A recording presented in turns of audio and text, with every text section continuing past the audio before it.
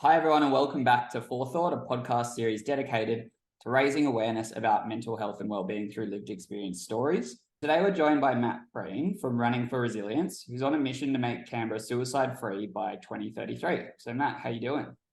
I'm doing well. How are you, Joel? Very good. It's starting to get into summer, so it's like 26 degrees up in Sydney, wearing shorts. It's all very exciting. We've had a couple of good days in Canberra. Been great. Oh, yeah, I bet. But I guess today, really excited to get into really discussing community and the importance of community when it comes to mental health. So I guess to start off with, it'd be awesome just to hear about the story of Running for Resilience, what it is, and who's involved and why you started it. Yeah. No, thanks for having me. I guess like most of these initiatives or things that Running for Resilience started from a very personal place. In 2010, my old man took his life, and mate, that like any losing any loved one, it's tough, right? But it seems like there's an added layer of tragedy with suicide because it infers a choice, a, a thought that the world doesn't want them. And then that flows on as well to the people that are left behind. And that led to my own um, struggles. But it really came to a head when my mum was diagnosed with ovarian cancer. And the coping mechanisms I'd adopted after the death of my dad was like a somewhat naive. I was, yep, I can control what happens to me. I can avoid pain as long as I do things to make it so. And then health diagnosis of my mum was like just, big kick in the teeth. It was, you don't have control. And it was like that 3 months after that was, yeah, hardest time of my life. Because I didn't have a belief structure. My coping mechanisms that had worked and worked quite well for 9 years had just gone out the door. So I was just kind of floating around, but I had this anxiety that was just sitting in, that feeling that's just sitting in your chest and fight or flight for 3 months. But through it, fortunately, I had good habits. I had good social network, the community you talk about. I had good exercise habits. I had a job.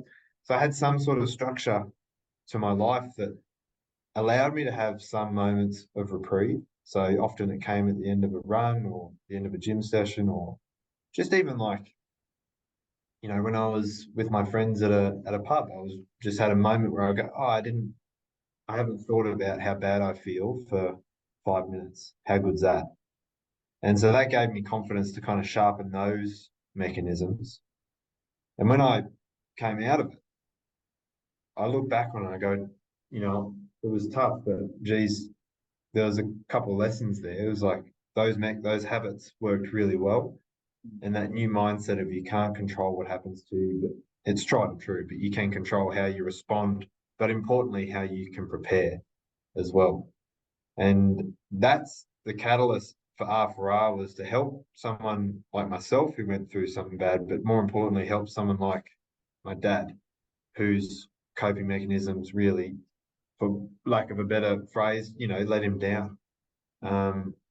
And I got an opportunity to start a run with Ben Alexander, former Wallaby and Brumby co-owner of the Dock on the Kingston foreshore. And we started on a Wednesday and people just came out of the woodwork. It was like they were waiting for something to latch onto that was just, simple in essence, all about effort, all about community. And over the next 2 years, I was kind of sharpening this new mindset, resharpening the old habits that got me through, but sharpening the new belief that, yeah, life can dish out pretty cruel things, and you can control how you respond and how you prepare. And it got a stress test when my mum was in the throes of cancer and eventually passed.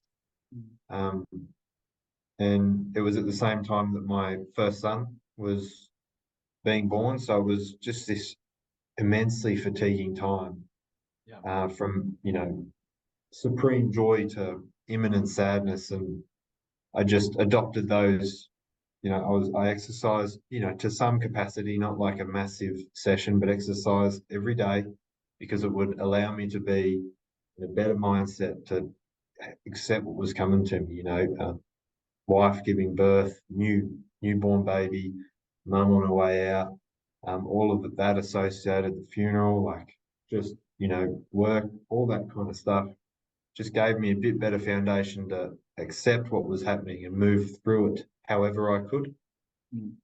And it held up. It was a tough time, but it definitely held up. And we've only heard the same story from others.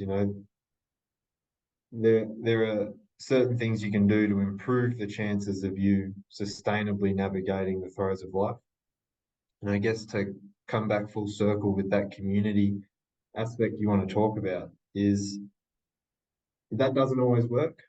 People do, their coping mechanisms fail them.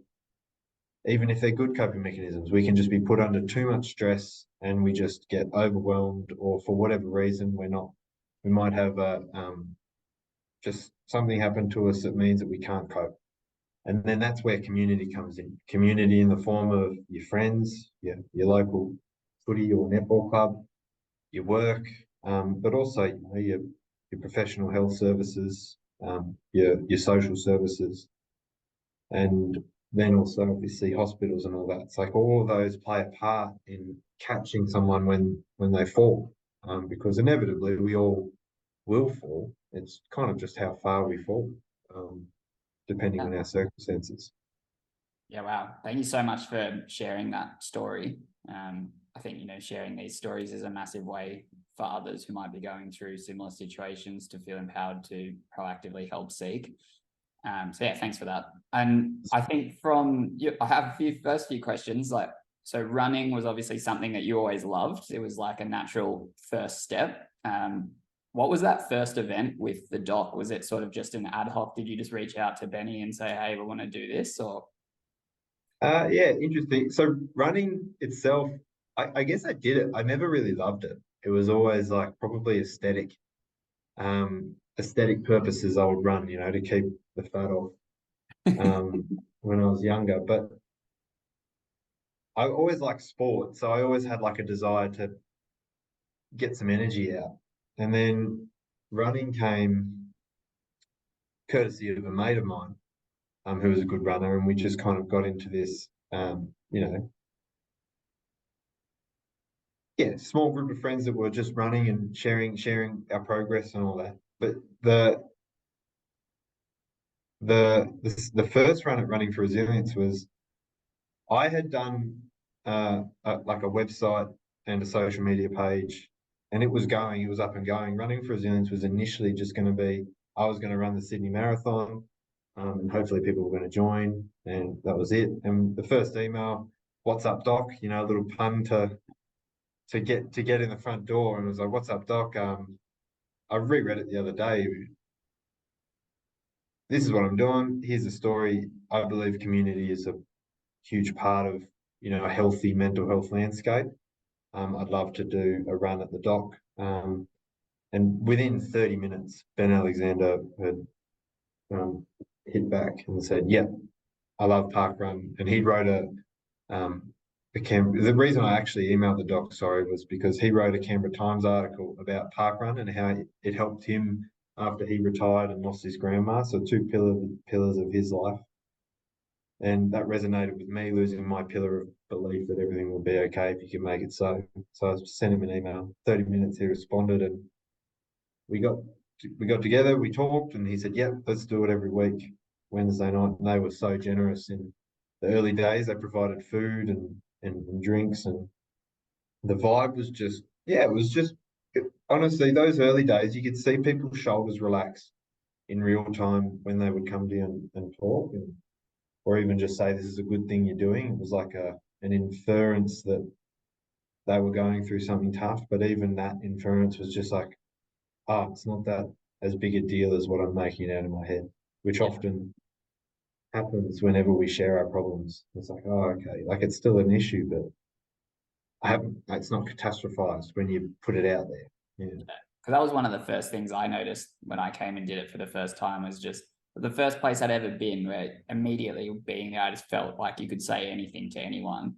and everyone would Yeah. just have a chat. And I think that probably that's my next question is, when you were setting this up, like how did you build, I guess, that openness around the community? Like I know you normally stand up and sort of address everyone first. Like how does it generally kind of strike? Like if I show up, what happens from 6 o'clock onwards on the Wednesday, and how did you build that openness, I guess? I'll tell you what happens.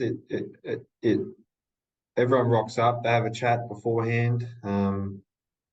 Hopefully, the new people are introduced by someone within the group, and we're trying to be better at that. But I try and get around and talk to new people I don't recognise, and there are other great community members that do the same just off their own bat. And we get up, we chat about the happenings. It's a big community now, so we've got a lot of happenings going on. We do a weekly newsletter where we meet one of the runners, or re-meet one of the runners and see what's going on since the first time.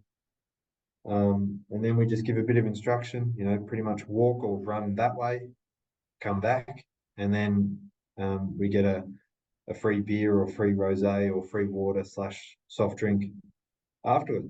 And then we all catch up afterward. So it's quite simple in how it happens. And you're right that there is this feeling of openness. People feel like they can talk, and quite often they don't. Like it's just a fun thing to do on any given Wednesday. But just having that option there, I think, is enough for some people. It's like if I needed to, I will. Yeah. Because some people like to sort their stuff out as best they can inside before they go outside. So it's obviously you want people to talk, but I know myself, sometimes I like to get across what I'm thinking before I go and talk to somebody else. But that option to talk is important. And I guess the way it was created, it started with me sharing my story. So there's like an honesty and a vulnerability there. And then every time we've handed the microphone to somebody else, which is part of our goal, they've done it as well. They've been honest, transparent, and vulnerable. Yeah. And through that, they've been strong. So I think people feel comfortable saying it because they know that they're not the odd one out. Yeah.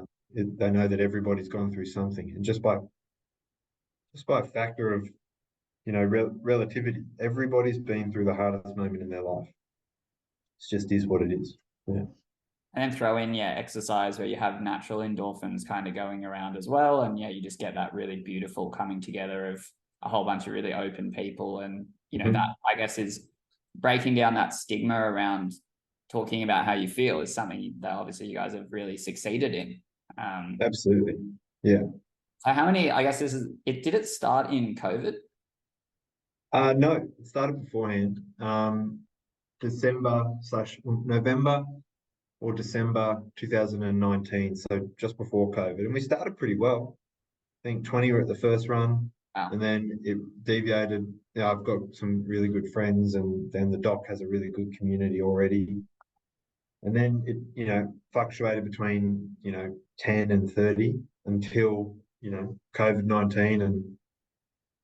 And that obviously, but we had a good lockdown challenge like that, a little bit of community interaction on the social medias, and particularly the Strava.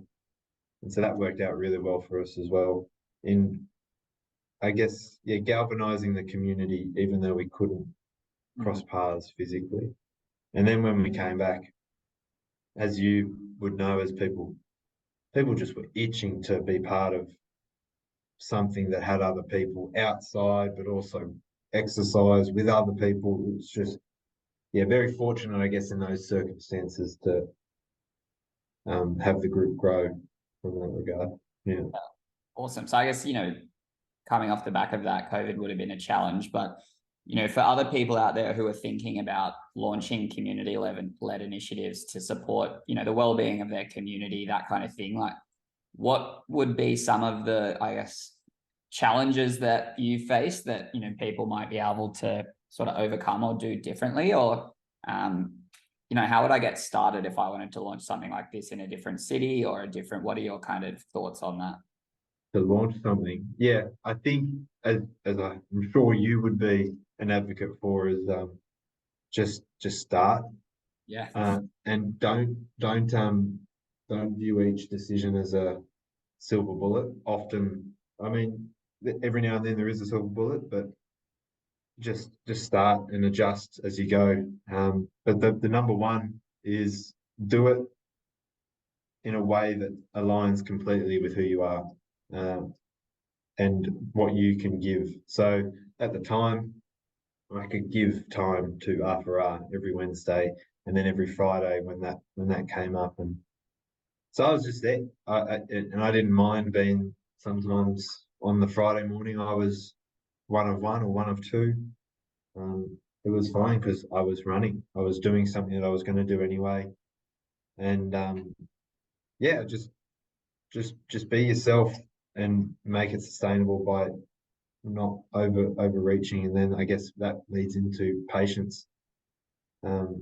It's quite liberating to view it through a 5-year lens and go, well, if I do X, Y, and Z for the next 5 years every week, there's almost no chance that it won't work. Just because if you are always open to learning why something isn't working and what you can do better, then X, Y, Z changes, but the effort stays the same. And mate, effort yields results in some way or another. Always does. If you try at something, you either you're just going to get better at it, and it'll work over time as long Yeah. as you open it. Yeah. Yeah, those Friday mornings, and I guess, you know, Canberra Friday morning as well. So it's a bit more brutal than in other parts of the country with one or two people.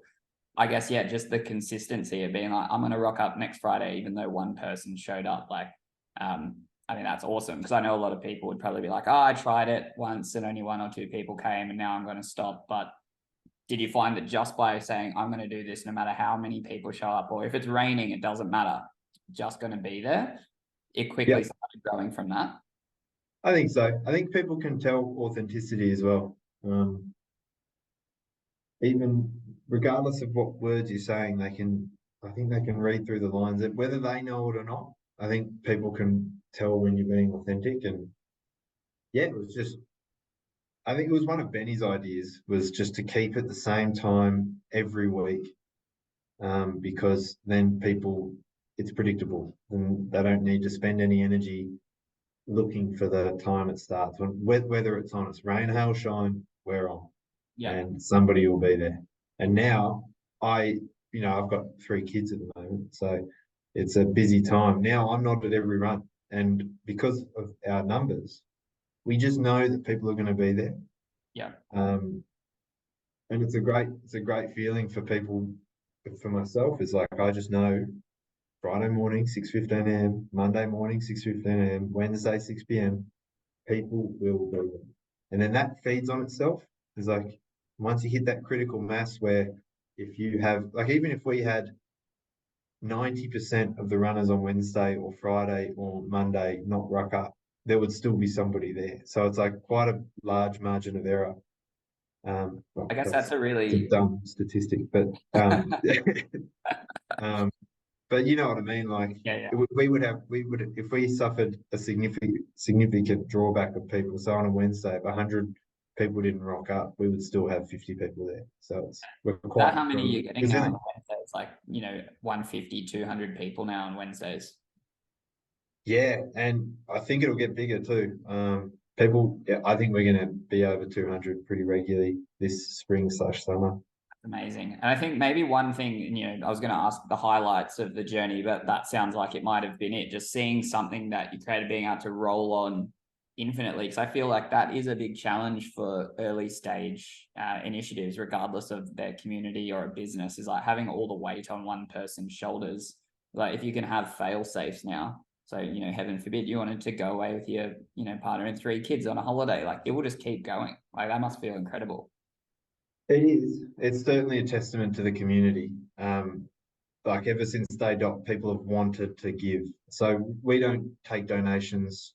We don't make money. We're not business or charity. So we've always said your effort is your donation, because that's the golden thread of logic with mental health in my respects. It's not to take anything away from that, like the lifelines, the black dogs, all of those. We're all part of the ecosystem that's trying to address the problem, and we're on the effort side, where that golden thread of logic is the individual. Most of the individuals who are able to need to look after themselves. We need to put on our face mask first before we can put face masks on others, or you know, before we look for others to put our face mask on. We need to look after ourselves first. And that was the golden thread of logic, is your effort is your donation, because we need more people looking after themselves, and we need more communities looking after themselves. Because if we can do that, then the very mild and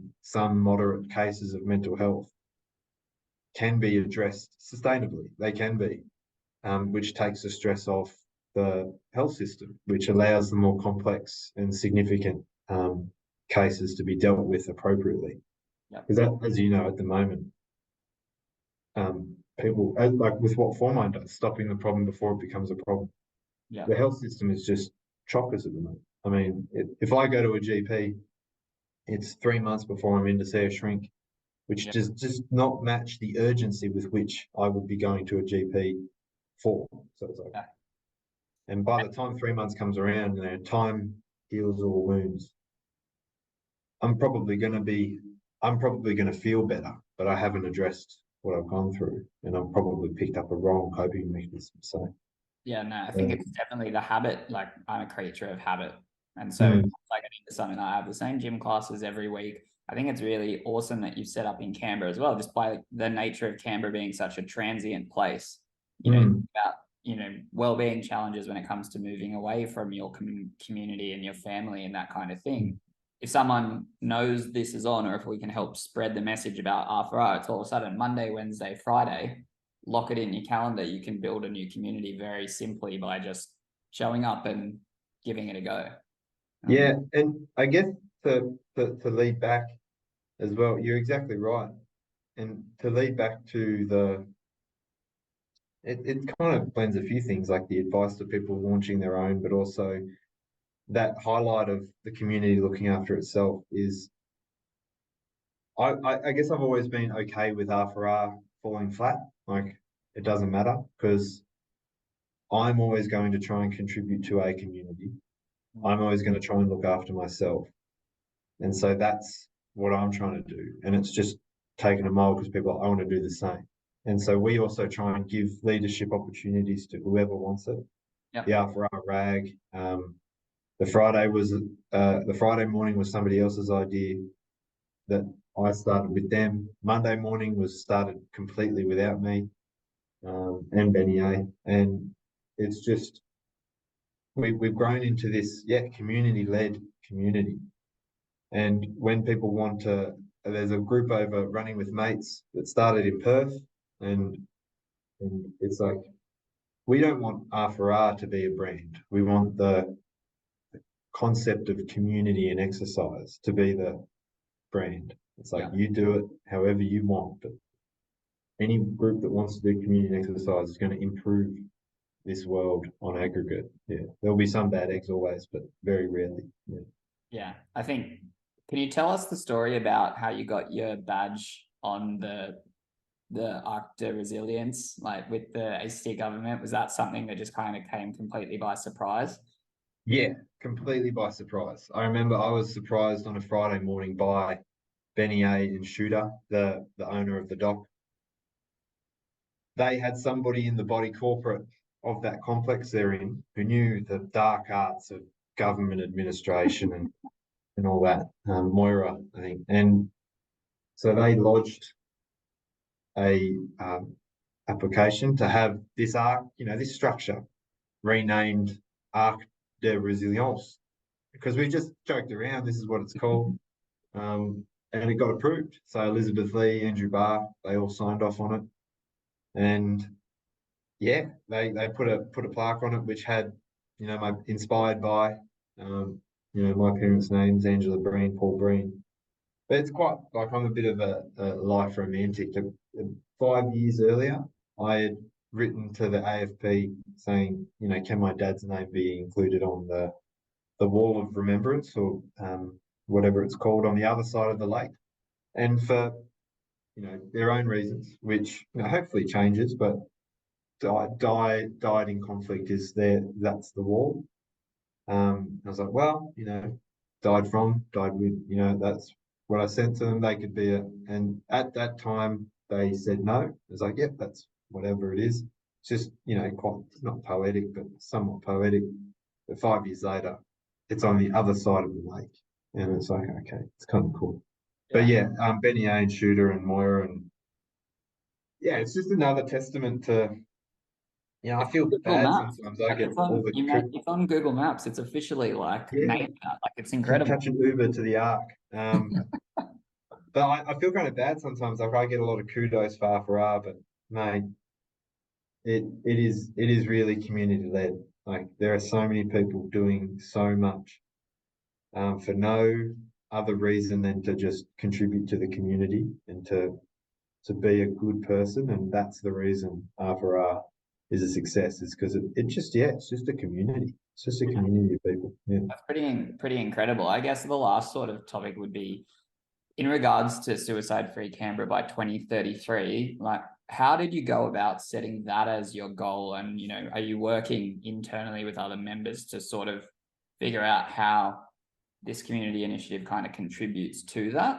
Like, what's Yeah.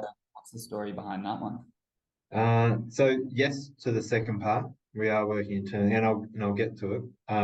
But first, to the first part, the first goal of, and it still is the same goal. The first goal of R was to save one life from suicide as many times as possible. The reason for that is, you got to be able to save one life sustainably in order to save more.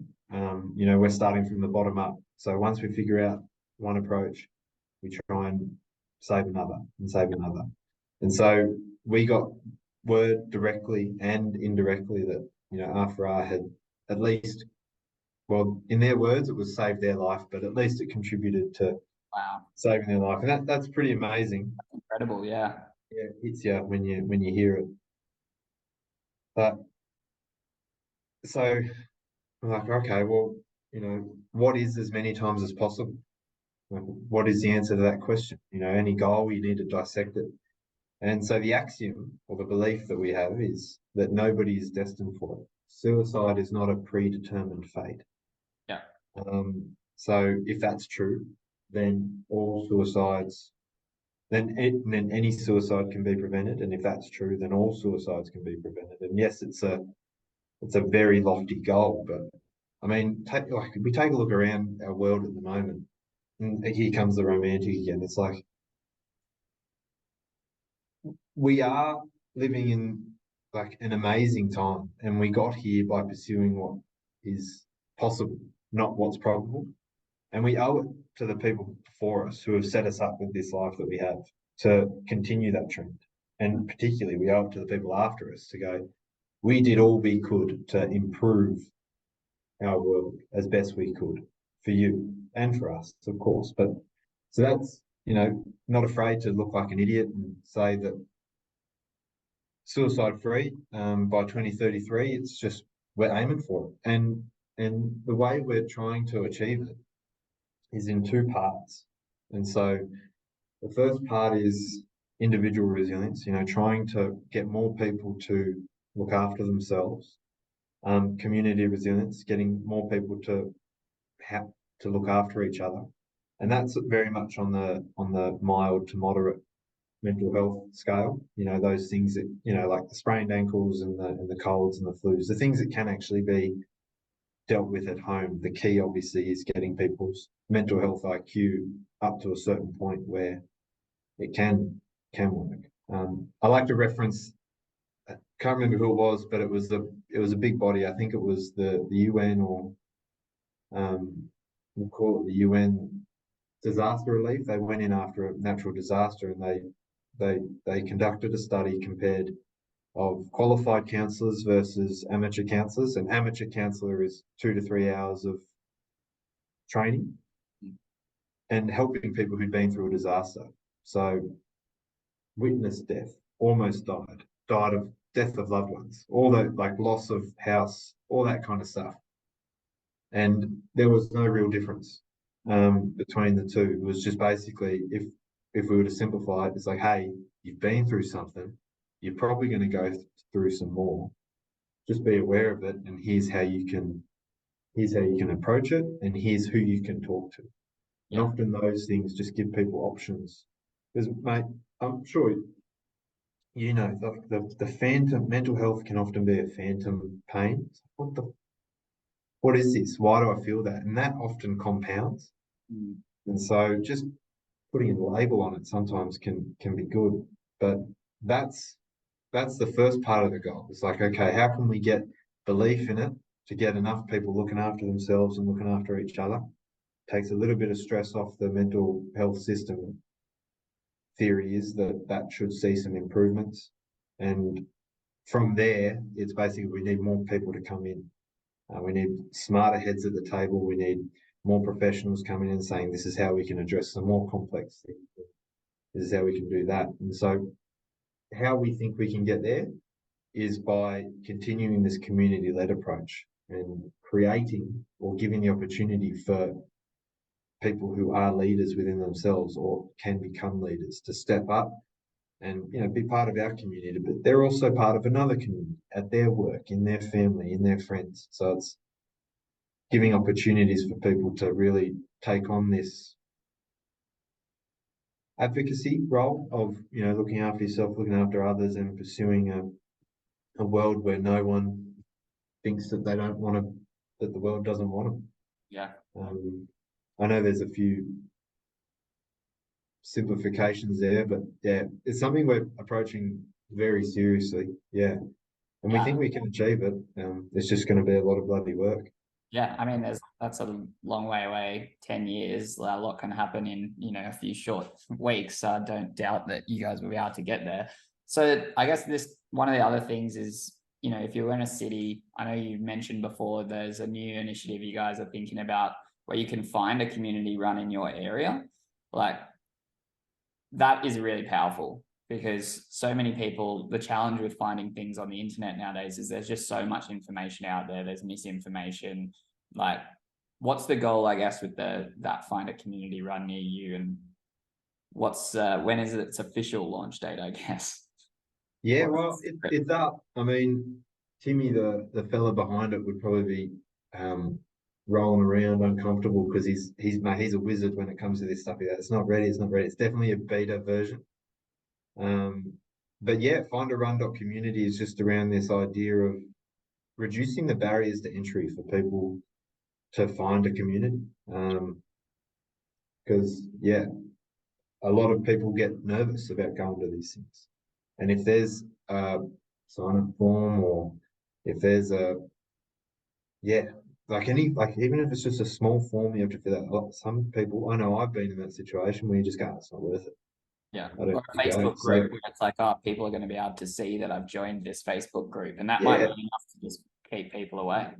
Absolutely. So it's just about giving people the awareness of other groups around them, and the tool findarun.community is hopefully going to be an easy way to do that. And the other way we're trying to figure it out is we're holding a monthly meeting of communities to just share lessons. What problems have you got? What successes have you had?